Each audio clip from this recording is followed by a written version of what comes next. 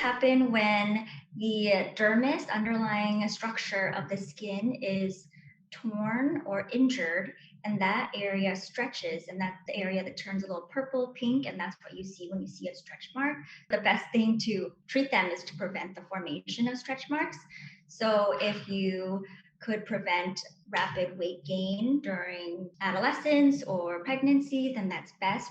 Making sure the skin is very moisturized, using lots of lotions or body butters in the time that you're going to be gaining a lot of weight. But once they've already established and formed, then it's really important to support the collagen to try to get it to be a little bit stronger. It won't necessarily repair it because now it's been irreparably damaged. But things that help are microneedling and microneedling with radio frequency. Those help because those go deep into the skin, stimulate collagen production, and make collagen nice and thick.